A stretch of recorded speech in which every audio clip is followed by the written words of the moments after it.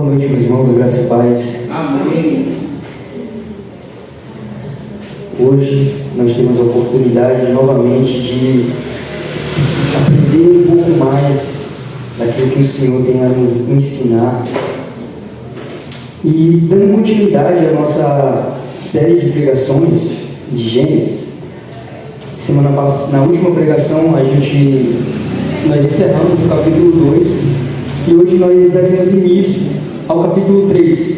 Então peço que os irmãos abram suas Bíblias em Gênesis capítulo 3, verso 1. Faremos a leitura do verso 1 até o verso 6.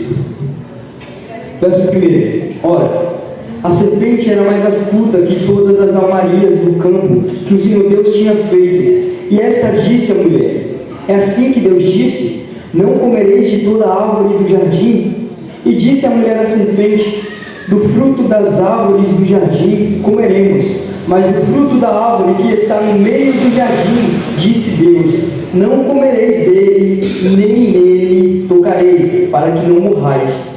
Então a serpente disse à mulher: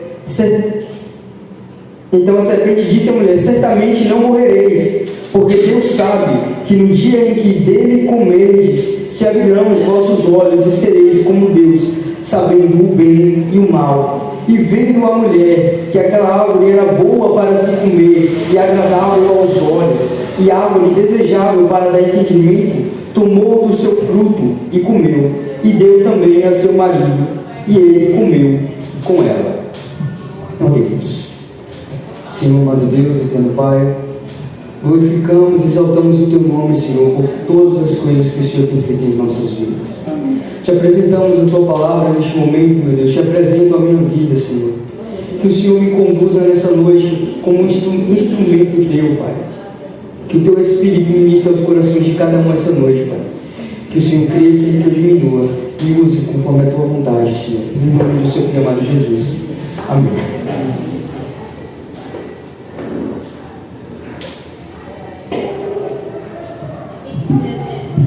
No decorrer da nossa leitura, já nos foi apresentado alguns personagens, sendo Deus, foi apresentado também o Espírito Santo, quando disse que o Espírito do Senhor pairava sobre a face das águas, a face da terra. E também nós entendemos que também já nos foi apresentado o Filho, como o Verbo, a Palavra. Então, até o momento já foi apresentado esses três personagens e também Adão e Eva. Foram os personagens que nós já conhecemos e já falamos até o momento. E o Gênesis capítulo 3, ele começa nos apresentando uma figura que estaria ali no meio dessa convivência entre Deus e o homem. E essa figura é apresentada como uma serpente, que nós sabemos que é uma manifestação de Satanás. Apocalipse capítulo 20, verso 2, nos diz: e ele prendeu o dragão, a antiga serpente, que é o diabo e Satanás, e o amarrou por 1000 anos. Então João confirma em seu livro que a antiga serpente, ou seja, a serpente que apareceu no jardim, se tratava do próprio diabo, do próprio Satanás. Ou seja, há aqui uma manifestação de Satanás, e assim como a sua primeira aparição. A sua primeira aparição no contexto e na narrativa bíblica já aparece como uma manifestação, onde ele se manifesta aparecendo ao homem através de uma cobra. E isso nos induz a perceber que já houve a queda, já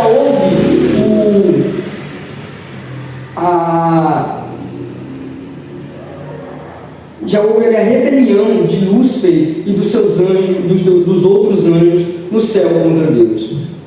A Bíblia não narra exatamente qual foi esse momento específico da queda, mas a gente pode tomar como base Gênesis capítulo 1, verso 31, onde diz: e viu Deus tudo quanto tinha feito, e eis que era muito bom, e foi a tarde e a manhã o 6º dia.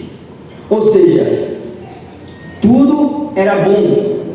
Viu Deus que tudo quanto ele havia feito era bom. Ou seja, o seu exército, toda a sua criação que foi criada a partir daquele momento, Deus contemplou e viu que era bom. Então ainda não houve a rebelião.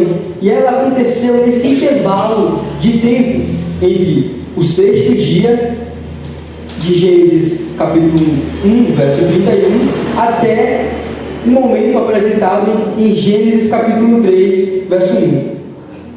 Nós sabemos que lá em Gênesis 1, vai dizer, Gênesis 1, verso 1 vai dizer: no princípio criou Deus os céus e a terra. Ou seja, nós temos a dimensão de que anteriormente não havia céu, não havia terra. Ou seja, não havia tempo, não havia espaço e não existiam matérias. E os anjos são da mesma forma criaturas criadas por Deus. Ou seja, eles foram criados da mesma forma que toda outra as demais criação. Os anjos foram criados também por Deus. Então, se eles foram criados para coexistir em um tempo e em um espaço, eles foram criados após Deus dar início à sua criação, após ele estabelecer o tempo, o espaço e a matéria. E após ele fazer ali os céus, vai narrar a Bíblia também que ele formou todo o seu exército. Isso nós vimos nas pregações sobre Gênesis 1, onde nós falamos um pouco da criação. Então, a rebelião aconteceu ainda após a criação, logo no início, mas após o dia 6, nesse intervalo de tempo. Em sua primeira aparição, Satanás ele já se mostra enganoso. Gênesis capítulo 3, verso 1, vai dizer: ora, a serpente, que era mais astuta que todas as almarias do campo que o Senhor Deus tinha feito, e esta disse à mulher: é assim que Deus disse, não comereis de toda a árvore do jardim? Aqui nós percebemos que ela aborda a mulher de forma pessoal, ou seja, ela esperou um momento específico onde a mulher estaria sozinha, sem a presença de Adão, e ela faz essa abordagem ali à mulher e começa a questionar a respeito das palavras que Deus havia direcionado a eles. 2 Timóteo capítulo 3, verso 6, eu peguei aqui a versão NVI, que vai dizer o seguinte: são esses os que se introduzem pelas casas e conquistam mulheres instáveis, sobrecarregadas de pecados, as quais se deixam levar por toda espécie de desejo. Narrando aqui Timóteo a fragilidade das mulheres, a vulnerabilidade que elas têm. Claro, Eva ainda não se encontrava num contexto de pecado, ainda não havia se inundado de pecado, ainda não havia tido a queda, a corrupção da natureza humana. Mas mesmo assim, dessa mesma forma, ela ainda a serpente ainda vê nela a possibilidade de seduzir através dos desejos, porque da mesma forma ele conseguiu seduzir muitos anjos e a si próprio, através dos seus próprios desejos e do seu coração imundo. Então ele encontra a mulher naquele momento onde ela estava longe da presença do homem, longe da experiência, longe do cuidado e da proteção do homem. E então ela começa a conversar com aquela mulher. E em meio às suas palavras, ela seduz a mulher, questionando sutilmente através do que Deus havia dito. Ela diz à mulher: é assim que Deus disse, não comereis de toda a árvore do campo, de toda a árvore do jardim. É como se ela, no seu diálogo, dissesse: é verdade que ele privou vocês de desfrutarem de todos os prazeres desse lugar? Isso não parece com alguém, não parece algo que alguém que é bondoso, que é verdadeiramente generoso faria. Provavelmente deve ter algo errado, vocês devem ter entendido errado. Então ele questiona a mulher não apenas sobre uma árvore, mas sobre todas, querendo alegar que Deus havia proibido de desfrutar desfrutar de todos os prazeres daquele ambiente. Isso é uma prova do engano de Satanás, a mulher. Ele instiga a dúvida em sua compreensão e faz a mulher se questionar a respeito da vontade de Deus, e fazendo com que ela se questione e crie dúvidas, não somente a respeito da vontade e da palavra de Deus, que Deus havia dito anteriormente, mas principalmente da própria natureza de Deus, colocando assim Deus como um grande inimigo, colocando Deus como o vilão da história. E essa, meus irmãos, é uma realidade que nós vemos nos dias de hoje. Satanás, por muitas vezes, faz parecer com que os crentes sejam privados dos prazeres do mundo, sejam privados dos prazeres de toda a criação que Deus fez.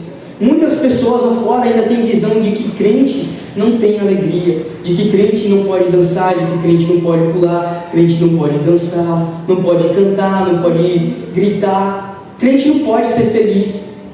Essa é a visão que ele passa, de que ao você entrar no Evangelho, você agora é privado de todos os prazeres do mundo, de todos os prazeres da criação. Muitas religiões que se dizem cristãs, inclusive privam os seus fiéis de muitos prazeres que o próprio Deus nos deu. O prazer, muitas vezes, de jogar futebol, praticar algum esporte, ter uma conversa saudável com pessoas de outras doutrinas, coisas que a Bíblia não nos impõe, limites que o próprio ser humano impõe para que as pessoas sigam aquelas regras, aquelas ordenanças cegamente. Então nós vemos que Satanás constantemente ilude o ser humano, ilude a palavra do Senhor, corrompe as verdades das Escrituras. E essa primeira aparição que ele tem, nós já vemos a sua principal arma: alterar as verdades da palavra do Senhor, alterar sutilmente, de forma que talvez seja imperceptível, mas que vá plantando no coração e na mente do ser humano a dúvida, não com relação apenas à Escritura e à palavra, mas com relação ao próprio Deus. Recentemente eu tive contato com um livro que tem relatos de um ex-satanista, e ele contando um pouco do seu processo em sua jornada antes de entrar diretamente no satanismo. Ele foi apresentado a um grupo de pessoas que estudariam verdades ocultas sobre o universo, e nesses ensinamentos eles colocavam em xeque muitas palavras a respeito da doutrina do Senhor, colocavam em xeque a bondade de Deus, questionando: se Deus é bom em sua totalidade, por que há o mal? Então o mal ele não pode ser algo maléfico, é necessário que exista o mal para a existência do bem. É necessário que em Deus haja maldade, da mesma forma que há bondade. E através das próprias passagens bíblicas vão gerando questionamentos, vão gerando ilusões, vão descentralizando da mente daquelas pessoas as verdades e a pureza do Evangelho, corrompendo na mente delas o Evangelho, a palavra, corrompendo a imagem de Deus através da própria palavra de Deus, com passagens de textos que são tiradas do seu contexto e que são apresentadas de uma forma totalmente alterada e errônea. E aqui, meus irmãos, é um alerta para nós entendermos que a Bíblia, ela não é um livro qualquer, não é uma passagem onde eu posso tirar um verso qualquer e ler e aplicar na minha vida sem entender todo o contexto. Porque se for dessa forma, a gente chegará nos cultos e começaremos a pregar sobre oferendas de animais. Estaremos montando um altar aqui porque antigamente eles sacrificavam pelo perdão dos seus pecados.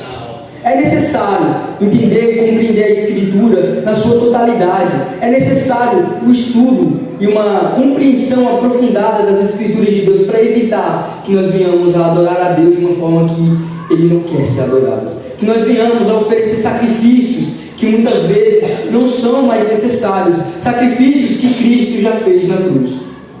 É necessário que nós tenhamos uma compreensão verdadeira e profunda do Evangelho para evitar que Satanás consiga corromper as verdades do Senhor. Lembrando que foi através da própria palavra que ele tentou confrontar a Cristo. Onde ele disse: está escrito que aos teus anjos dará ordem para que os teus pés não tropecem em pedras. Com uma simples palavra que há na própria Bíblia, tirada do seu contexto, ele questionou a Cristo. Mas Cristo, dotado de ensinamentos e doutrinas bíblicas, conhecedor das verdades e sendo ele a própria verdade, sabia também como responder à altura. E respondeu não do seu próprio eu, mas respondeu de acordo com o que as próprias Escrituras dizem, nos ensinando que todo e qualquer questionamento que venha a ser nos apresentado a respeito da Bíblia deve ser respondido com também palavras que estejam dentro da Bíblia, e não palavras que vêm de nós mesmos, já que o Espírito Santo é quem convence o homem através do ensinamento da palavra. A palavra do Senhor é a única que tem poder para salvar, e é a única que tem poder para desmentir as mentiras do inimigo. Então a serpente aparece a Eva e faz esse questionamento, colocando ali na mente da mulher uma semente para que ela passe a questionar a bondade de Deus e a palavra do Senhor. E a mulher, que também tinha um conhecimento da palavra, em resposta, ela exalta ali a liberdade que ela tinha em Deus, a liberdade que Deus havia dado a ela. Verso 2 do capítulo 3: e disse a mulher, a serpente: do fruto das árvores do jardim comeremos. Ou seja, a mulher tem a noção, ela tem a ciência de que não era exatamente da forma que a serpente estava falando. Ela tinha ciência de que ela poderia desfrutar de todos os frutos daquele que havia ali naquele jardim, e somente de um não poderia. Mas ela acaba fazendo um acréscimo, que nós vemos no capítulo 3, onde ela diz: mas do fruto da árvore que está no meio do jardim, disse Deus: não comereis dele, e nem nele tocareis, para que não morrais. Ela faz um acréscimo que nós vemos que é diferente daquilo que está narrado, que o próprio Deus narra para Adão em Gênesis capítulo 2, verso 17, onde ele diz: mas da árvore da ciência, do bem e do mal, dela não comerás, porque no dia em que dela comeres, certamente morrerás. Essas foram as instruções que Deus deu ao homem. Foram as instruções diretas do próprio Deus a Adão, que por sua vez passou a Eva. E aqui nós vemos que ela, ao relatar a serpente, ela faz um acréscimo. Ela diz: e nem nele tocareis. Ela faz esse acréscimo, que então nós podemos perceber que duas ocasiões podem ter levado ela a tal acréscimo, a acrescentar palavras a mais do que nos é narrado na Bíblia. A primeira situação possível que nós podemos imaginar é a possibilidade de que Adão a tenha instruído dessa maneira para protegê-la, para evitar que ela tocasse no fruto e, através do toque, se sentisse atraída e desejasse desfrutar do sabor daquele fruto. E a segunda hipótese que nós podemos levantar é que pode significar que a mulher, que Eva, aparentemente começando a sentir que a restrição de Deus era dura demais, aumentou ainda mais a rigidez. Ou seja, que através das palavras de Satanás, e ela agora, percebendo que realmente era duro, começou a acrescentar a dureza, começou a dizer que era rígido demais. Então disse: não somente não podemos comer agora, não podemos nem tocar, ou seja, se tocar, morreremos também. Ela faz esse acréscimo.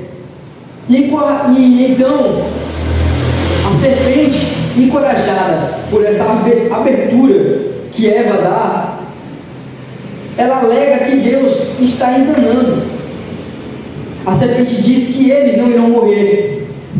Verso 4: então a serpente disse à mulher: certamente não morrereis. E no verso 5: porque Deus sabe que no dia em que dele comerdes, se abrirão os vossos olhos e sereis como Deus, sabendo o bem e o mal. Então, diante da abertura que a mulher havia dado, já vendo que conseguiu influenciar e seduzir a mulher, plantar ali no coração da mulher o desejo ou a dúvida a respeito da palavra do Senhor e da natureza divina de Deus, ele vai além. Então ele alega agora que Deus estava enganando a mulher. Ele alega que ela não iria morrer. E essa mentira levou ambos, fez com que o homem e a mulher comessem do fruto, e levou ambos a uma morte espiritual. E mais para frente nós veremos que também levou à morte carnal, porque quando Deus condena o homem, Deus tira ali a imortalidade e coloca ali a mortalidade no homem, onde ele diz: ao pó retornará. Porque até então não havia um limite de vida, um limite de tempo de vida. Não era certo que o homem morreria, mas nós entendemos que a morte vem como uma consequência do pecado, onde Deus diz que ao pó ele retornará. Isso nós veremos mais à frente. Então Satanás é chamado de mentiroso e assassino desde o primeiro momento, desde a sua primeira aparição. Nós vemos aqui onde ele mente para a mulher, corrompe a palavra do Senhor e se torna assassino ao matar o homem espiritualmente e sabendo também que mataria fisicamente. João, capítulo 8, verso 44. João, capítulo 8, verso 44, nos diz o seguinte: vós tendes por pai ao diabo, e quereis satisfazer os desejos do vosso pai. Ele foi homicida desde o princípio, e não se firmou na verdade, porque não há verdade nele. Ou seja, desde a primeira aparição, Satanás, o diabo, ele já se demonstrou, ele já mostrou toda a sua natureza, ele já mostrou para que ele veio, para mentir e para matar. Ele já se mostrou mentiroso e homicida, e João nos confirma isso. Essa passagem demonstra que exatamente aquilo que ele está fazendo aqui, narrado em Gênesis capítulo 3, mentindo para a mulher e causando a morte da humanidade, a separação do homem e Deus, a morte espiritual. E como se não bastasse, no verso 5, ele continua demonstrando e mostrando para a mulher os benefícios que ela teria em ir contra a palavra do Senhor.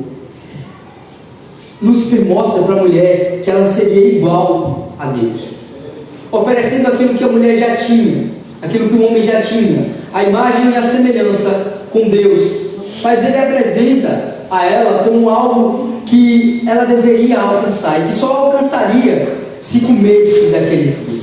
Mais uma vez mentindo para a mulher, oferecendo algo que ela já tinha. Após tais palavras, a mulher, ela, encantada por tais mentiras e já levada ali ao questionamento e às suas ilusões, ela então começa a observar aqueles frutos, e Satanás começa a enxingar ainda mais os seus pensamentos, fazendo com que ela observe o fruto e passe a desejar o fruto. Então a mulher começa a ter uma fome. O engano de Eva assume então 3 formas de fome que nos é apresentado, que nós podemos perceber. O primeiro é o fato de que a árvore era oferecida como comida agradável, apelou para o seu apetite físico. pois ela olhou para aquele fruto e começou a ver que ele era agradável, desejável para se comer. Ela viu que ele era um fruto formoso, um fruto que por sua vez transmitia talvez suculência, transmitia o desejo de saborear e de saber qual seria o sabor mais gostoso daquele fruto. Então ela começa a ter um apetite físico com relação àquele fruto. Ela começa a desejar fisicamente aquele fruto. O segundo apetite, ou seja, o primeiro apetite é um apetite ilícito, provocado por uma insatisfação egoísta e uma desconfiança de Deus. Egoísta por quê? Porque Deus havia dado à mulher todos os frutos, a mulher e ao homem. Deus havia dado todos os frutos no jardim e havia privado apenas um. Então, ela não tinha necessidade de desejar um fruto, apenas um que Deus havia dito que não era para ela. Ela começa a ver naquele fruto que era apetitoso, que era desejável para satisfazer a necessidade física, necessidade a qual ela não tinha, porque ela tinha todos os outros frutos para satisfazer os seus desejos físicos, para satisfazer o seu apetite físico. O fato de que o fruto era atraente aos olhos também causa ali na mulher um apetite emocional. E à medida que ela começa a olhar aquele fruto, a ganância cresce em seu coração. E a fruta, que até então era proibida, ela parecia cada vez melhor, parecia cada vez mais desejável. E talvez o fato de ser proibido causou nela o sentimento de que era de grande valor, porque era proibido. Se Deus havia privado, talvez fosse algo grandioso, algo que não fosse para ter acesso, até porque o próprio Lúcifer, o próprio Satanás, a própria serpente havia dito que a partir do momento que ela comesse, então ela seria igual a Deus, conhecedora do bem e do mal. Então o seu emocional começa a questionar, começa a pender para o lado do desejo, começa a instigar a mulher no desejo, a emoção de desfrutar, de tomar do fruto. Ela começa a pensar: será que eu realmente irei morrer se comer desse fruto? Será que eu realmente me tornarei igual a Deus, conhecedor do bem e do mal? E o fato de que a fruta era desejável para torná-la sábia, para torná-la igual a Deus, provoca um apetite intelectual, faz com que ela deseje o conhecimento, provoca nela um apetite de ser semelhante a Deus. Então ela foi tentada pela falsa promessa de que seria semelhante a Deus.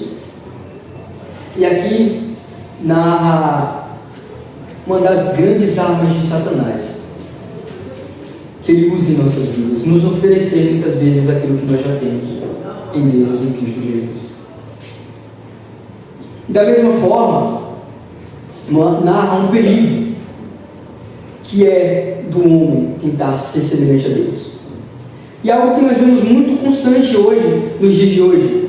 O homem que, dotado, cheio de doutrina, cheio de conhecimento bíblico, cheio de conhecimento profundo a respeito das Escrituras, começa a tomar para si a glória que deveria ser de Deus.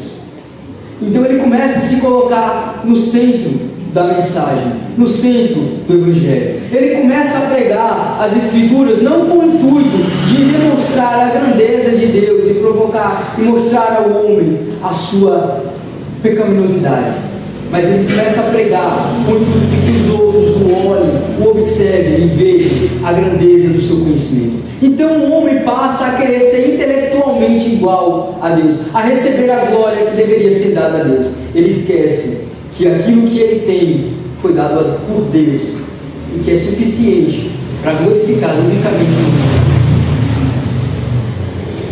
um perigo que assola aqueles que estão de certa forma à frente de alguma área do Evangelho. Não somente aqueles que estão espalhando as boas novas, mas aqueles que estão no campo missionário, que muitas vezes esquecem da obra que deve ser para glorificar a Deus e querem o reconhecimento. Daqueles que estão cantando e ministrando louvores a Deus e esquece que é para louvar e engrandecer o nome de Deus e começa a fazer do culto a Deus um show para mostrar a voz, para mostrar o talento, para mostrar o dom que Deus o deu. A tentação que tentou Lúcifer, que tentou Eva, é a mesma tentação que tenta os corações ainda hoje, de fazer com que o homem queira para si a glória que não lhe pertence. A queda de Lúcifer foi porque ele desejou a glória de Deus. A queda do homem foi porque desejou também, da mesma forma, ser igual a Deus. E a nossa queda, nos dias de hoje, a queda da humanidade, daqueles que se dizem cristãos, acontece também quando esquecem que a glória deve ser de Deus e começam a querer que a glória seja sua unicamente. Pessoas que estão na frente de um ministério, na frente de um louvor, na frente de uma obra missionária, na frente de uma organização de caridade, não buscando espalhar as boas novas e buscando glorificar a Deus, mas buscando que o seu nome cresça, buscando que as pessoas venham ter certa reverência ao seu nome, buscando, muitas vezes, até de forma inconsciente, um poder e uma autoridade que não lhe pertence, que deve pertencer unicamente a Deus. E com isso nós vemos pessoas que se perdem na sua própria soberba, pessoas que muitas vezes alegam que a sua palavra é maior do que a palavra de Deus. Vemos igrejas que alegam que o que eles pensam, que o que eles discutem entre si é mais verídico e mais aceitável do que as próprias verdades bíblicas. E não é difícil vermos um vídeo ou outro nas redes sociais de algum pastor, padre, evangelista, de alguém que se diz ministro do Evangelho, conhecedor da palavra, que tem determinada influência no campo espiritual e ministerial, dizer coisas que vão contra a palavra do Senhor e dizer que são a própria palavra do Senhor, dizer que da sua boca saem as verdadeiras palavras de Deus, dizer que você não deve questionar o profeta, porque o profeta fala por meio de Deus, sendo que a própria Escritura nos ensina a analisarmos cada palavra que é anunciada por aquele que está na frente anunciando a verdade do Senhor.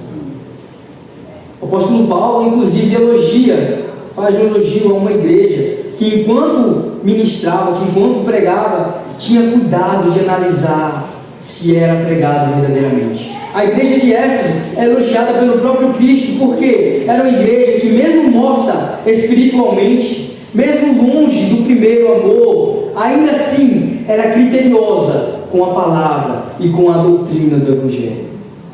Mesmo morta espiritualmente, ainda atentava para as verdades da Escritura do Senhor.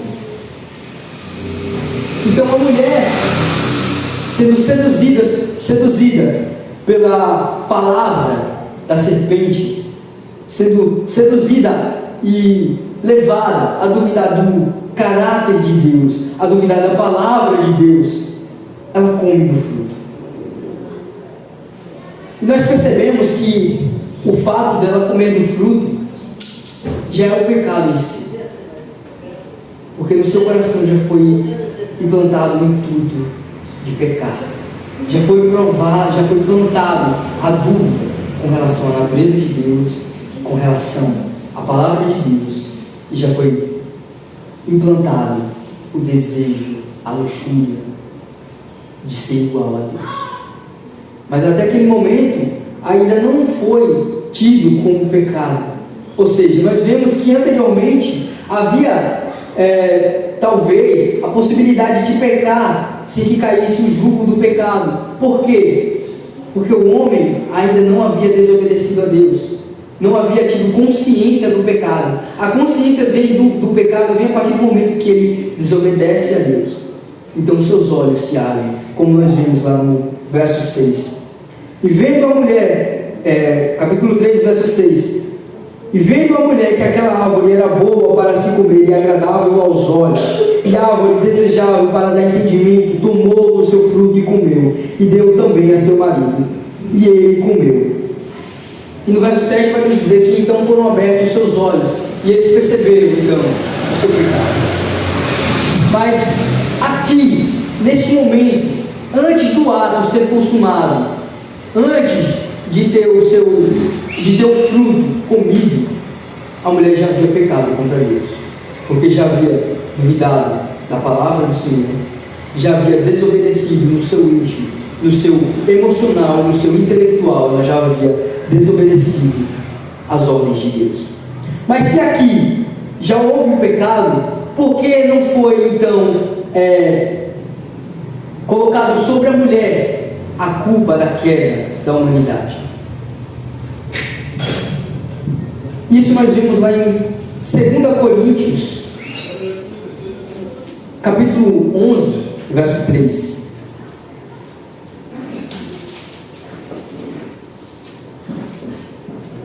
Segunda Coríntios, capítulo 11, verso 3.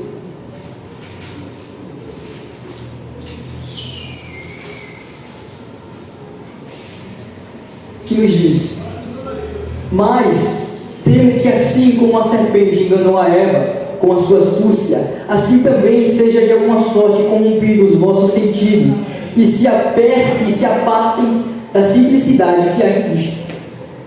Ou seja, a mulher não foi incumbida do pecado porque ela foi seduzida, ela foi enganada. Então, diante do seu engano e diante de um ato de misericórdia de Deus, Deus não impõe à mulher o peso, a culpa de ter pecado, de ter trazido a queda, mas sim ao homem. Quando vai dizer, e comeu Adão também do fruto, e comeu o homem também do fruto. Então aqui vemos que diferente da mulher, que o ato dela comer o fruto não foi uma rebelião aberta contra Deus. Vemos que foi um fruto de engano, um fruto de sedução, que levou ela a crer que aquele ato que ela estava fazendo talvez fosse a coisa certa a se fazer. Talvez ela pensou que havia interpretado de forma errônea aquilo que Deus havia dito. Que talvez um homem houvesse instruído de uma forma que ele mesmo entendeu, de uma forma errada. E ela passou a perceber, a acreditar de todo o seu coração, de todo o seu entendimento, que comer aquele fruto era a coisa certa a se fazer. Ela começou a julgar que, assim como a serpente implantou no seu coração, se Deus é bom, não era correto que Deus, em sua bondade, a privasse de comer do fruto. Então ela julgou que não era isso que Deus queria. Ela julgou no seu íntimo que Deus não havia proibido de comer do fruto, e que talvez até devesse comer do fruto para ser igual a Deus, para conseguir algo. Porque se Deus colocou aquela árvore ali, então talvez Ele queira realmente que nós a comamos. Talvez Adão tenha entendido errado, tenha interpretado errado, e lhe passou da mesma forma que ele a cumpriu. Então nós vemos que a mulher ela foi enganada pela serpente. E aqui nós vemos um ato de bondade de Deus, porque enquanto nós estamos no engano, nós estamos livres.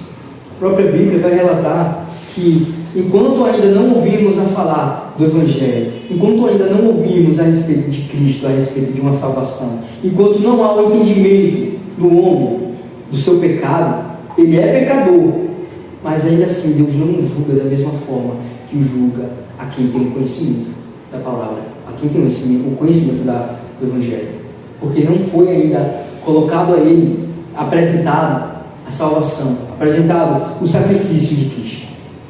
Mas ao homem, Adão, foi diferente, porque Adão não foi tentado pela serpente. A mulher comeu do fruto e deu também ao homem, e ele simplesmente comeu. Talvez ele comeu porque talvez ele já quisesse comer do fruto. Talvez o seu coração já desejasse aquele fruto. Vejamos 1 Timóteo 2, 1 Timóteo 2, do verso 13 e verso 14. 1 Timóteo 2, verso 13 e verso 14. Porque o primeiro foi formado Adão, depois Eva. Adão não foi enganado, mas a mulher, sendo enganada, caiu em transgressão. Ou seja, Timóteo deixa claro que a queda da mulher foi devido ao seu engano, mas a queda do homem não foi devido ao engano. Foi de forma consciente, foi de forma de ele estava pleno em seu estado intelectual e em seu estado emocional. A mulher caiu durante um momento de deslize, durante um momento de sedução. Já o homem não. Comeu o fruto de forma consciente. E aqui sim nós vemos uma transgressão direta, uma transgressão diretamente a Deus, feita sem engano, sem ilusão. A mulher simplesmente oferece o fruto, ela come e oferece a Adão, e ele pega e come o fruto. Talvez ele já estivesse desejando o fruto, mas talvez ainda não tinha tido a coragem de desobedecer às palavras do Senhor. Talvez o fato daquele fruto ser proibido o colocou, fez com que ele pensasse dia após dia, se questionando do porquê o fruto é proibido. Qual seria o sabor daquele fruto? Quais seriam as verdadeiras consequências de comer aquele fruto? Talvez no coração do homem já houvesse esse desejo, essa vontade, esse desejo de consumir daquele fruto, de talvez saber o que aconteceria se ele desobedecesse a palavra de Deus. Mas ainda tinha medo das consequências. Mas agora, vendo que a mulher comeu do fruto, vendo que a mulher estava viva, que ela não havia morrido, ele toma do fruto e come, porque agora teria alguém com quem colocar a culpa. Porque se Deus quisesse matar, ele ia dizer: não, a mulher comeu e não morreu. Como a culpa pode ser minha sendo que foi a mulher? Tanto que nós vemos mais à frente que quando Deus o questiona, ele vai dizer: foi a mulher que tu me destes, ela que me deu, ela que me fez comer do fruto. Adão talvez só precisasse de um bode expiatório, de alguém para colocar a culpa, apresentando também para Cristo, porque assim como ele jogou a culpa na mulher, quis que ela fosse o bode expiatório pelos seus pecados, pelo seu erro, pelo seu confronto direto à palavra de Deus, nós igualmente lançamos sobre Cristo os nossos pecados. Ele foi feito bode expiatório, ele foi aquele que sofreu em carne, sofreu em sangue, sofreu em espírito, ao ponto de chorar sangue e suar sangue. Ele sofreu pelos nossos pecados, por uma dívida que era nossa. Cristo pagou o preço de algo que nós deveríamos pagar. Então Adão já apontava para o ato de que ele, o homem, não conseguiria assumir a culpa e não iria querer assumir a culpa pelos seus pecados.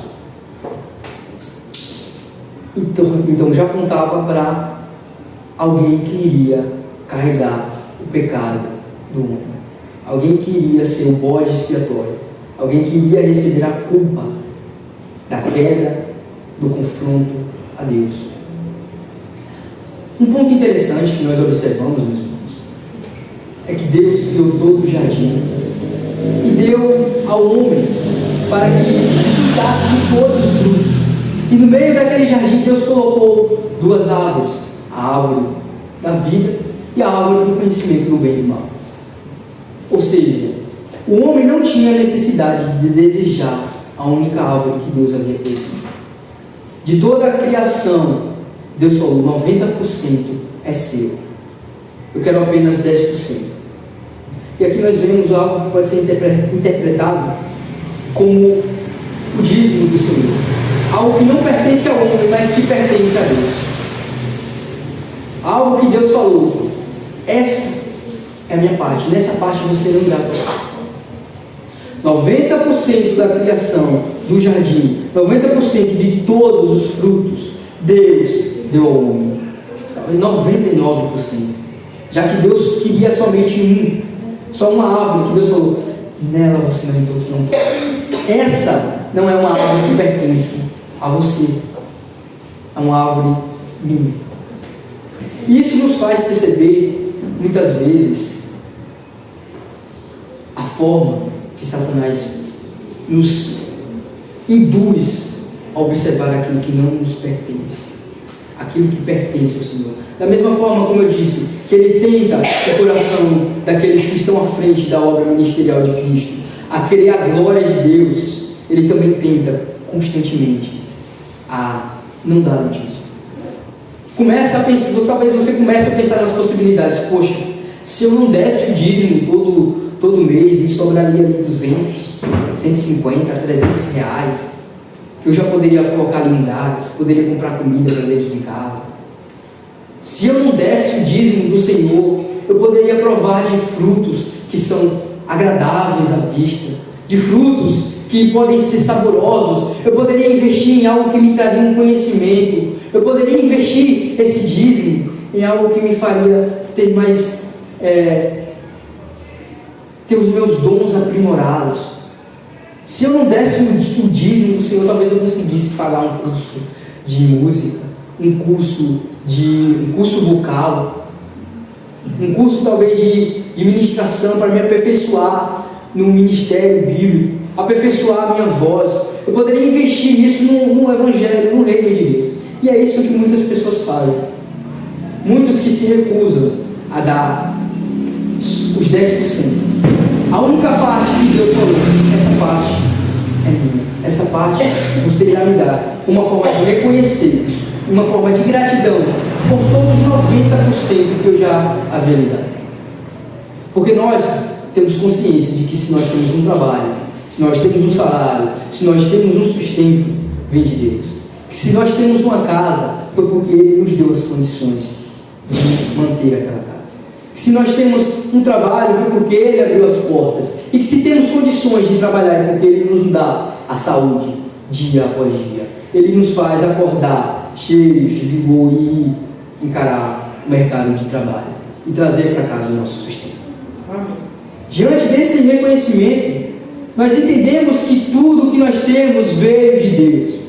A mulher, assim como a mulher e como o homem no jardim, tinham conhecimento de que tudo que eles possuíam vinha do próprio Deus e que Ele havia proibido apenas uma única árvore. Deus nos pediu apenas 10%. E nós vemos muitos, inclusive pregadores, pessoas que se dizem ministros do Evangelho, dizendo que o dízimo é algo que não é bíblico. E eles usam palavras bíblicas, tiradas do seu contexto, para apresentar, não, você não deve dizimar Deus 10%. Você deve dar aquilo que o seu coração se agrada. Somente aquilo que não irá lhe trazer um prejuízo. Você não deve, você vai viver a sua vida, você vai trabalhar, e depois que você pagar as suas contas, depois que você comprar o seu alimento, aí sim, aquilo que sobrar é que é do Senhor. E ainda leva, meu irmão, Deus jamais vai querer que você passe necessidade para estar dizimando na casa dele. Isso é uma verdade. Deus não se agrada disso, de quando você dizima, deixando faltar na sua casa. Quando isso acontece por uma falta de administração da sua parte. Quando isso acontece por uma má administração, onde você não consegue distribuir corretamente os seus recursos e no final percebe que ou dá o dízimo ou paga uma conta. E se você der o dízimo, verdadeiramente Deus não irá se agradar. Porque você está tirando da sua própria casa, do seu próprio ministério. Mas se ajuste, tire primeiro os 10%. É justamente por esse motivo que Ele nos incentiva, através da sua palavra, a tirar primeiramente os 10%, primeiramente aquilo que pertence ao Senhor, a não tocar na árvore que Ele falou que não era para tocar. E após não tocar na árvore que não era para tocar, eu terei as outras 90 árvores as outras 99%, eu terei os outros 90% que serão mais do que o suficiente para suprir as minhas necessidades. Quando nós somos fiel ao Senhor, quando nós entendemos e damos o dízimo com a consciência de que nós não estamos fazendo algo grandioso, mas que nós estamos unicamente retribuindo o reconhecimento, retribuindo uma parte daquilo que Ele nos deu. Quando nós fazemos isso de coração, de corpo, de alma, de mente, Ele se agrada no nosso dízimo. Ele se agrada. Então, Ele irá nos abençoar. E com a bênção eu não quero dizer que Ele irá fazer com que nós venhamos a ser ricos da noite para o dia. Não, mas Ele irá cuidar dos mínimos detalhes. Ele irá providenciar o mínimo recurso. Ele irá fazer com que você não tenha necessidade de roupas, de alimento, com que você não precise viver de forma ansiosa. Quando você dizima, ciente e consciente de que Deus cuida da erva do campo, e que da mesma forma Ele irá cuidar de você, Ele verdadeiramente cuidará de cada um de nós.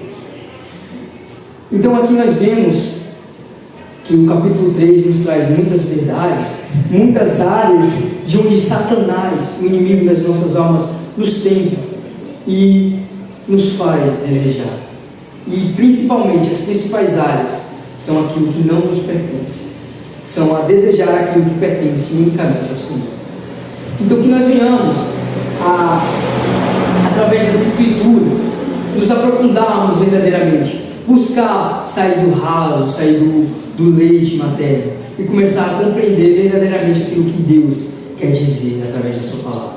Buscar uma interpretação verídica das verdades do Evangelho. Buscar uma compreensão não de um texto tirado de contexto, mas buscar compreender todo o contexto para entender o que aquele texto quer dizer, o que aquele verso quer dizer, e buscar quais os ensinamentos que nós podemos ter através daquele verso, através daquele texto, através daquele contexto.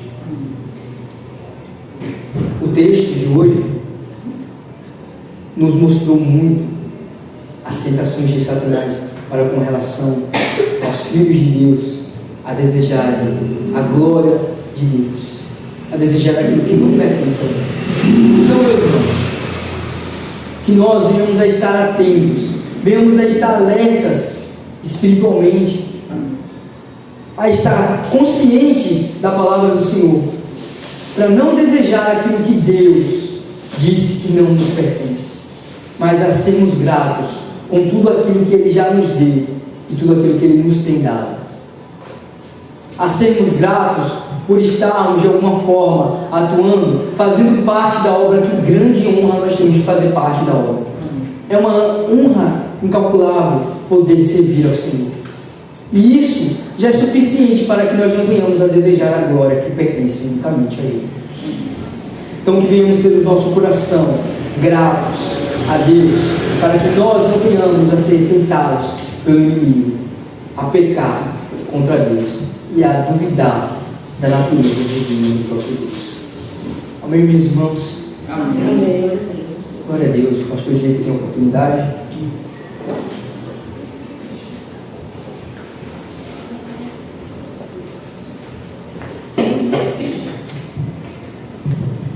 Meus irmãos, que a graça e a paz de Cristo sejam com todos nós. Palavra abençoada, que nos confronta, que fala tão profundamente o nosso coração. De fato, meus irmãos, quando nós fazemos a leitura da Bíblia, especificamente de Gênesis, nós vemos que a raiz do pecado ainda continua atuando em nossas vidas no dia de hoje. Como Tailson leu lá no versículo 6 do capítulo 3, a mulher viu o fruto, ela imaginou como seria bom comer aquele fruto e como seria desejável ter conhecimento igual a Deus. Então, quando nós olhamos para o pecado continua atuando desta mesma forma. Primeiro, o pecado entra pelos olhos, afeta todo o nosso coração e aí ocorre a consumação do pecado. É a raiz, é o que nós herdamos em Adão. Mas glória a Deus por Cristo Jesus, que nos faz vencer o pecado, que tirou de nós o poder do pecado. Agora em Cristo, meus irmãos, nós podemos de fato viver para a glória de Deus, porque essa maldição que herdamos em Adão foi quebrada em Cristo Jesus. Se coloquem sobre os pés, vamos orar ao Senhor, vamos exaltá-lo na vida da sociedade. Nós vamos receber aqui uma visita. Qual é o seu nome, irmã? Evana? Evana, seja bem-vinda. Como é que nós vamos receber, Evana? Seja bem-vinda em nome de Jesus. Um prazer recebê-la aqui, tá bom? Sinta-se sempre à vontade para estar conosco. Já é conhecida lá. Oremos. Senhor, nosso Deus e Pai, nós oramos a Ti e Te damos graça por mais este dia, por mais esta noite em Tua presença, ó Pai. Obrigado por esta palavra que tão fortemente falou nos nossos corações. Ó Senhor, que o Senhor nos ensine a viver segundo as Tuas Escrituras, que o Senhor nos livre dessas manifestações estranhas que tentam competir com a Tua palavra. Nos abençoe e nos fortaleça em Cristo Jesus, ó Pai. Perdoa-nos pelos nossos pecados e nos ajuda a viver para a glória do Teu santo nome. Aparta de nós o anseio de queremos ser iguais a Ti, Senhor. Que o Senhor assuma o senhorio das nossas vidas e que nós venhamos diminuir para que o Senhor cresça e Tua glória apareça em nós. Nós te agradecemos por tudo, Senhor, no nome bendito de Jesus. Amém. Estenda suas mãos, que o grande amor de Deus, a graça do nosso Senhor Jesus Cristo, as doces consolações e a comunhão do Espírito Santo seja com todos nós, hoje e para todo sempre. Amém. Que Deus abençoe a vida de vocês.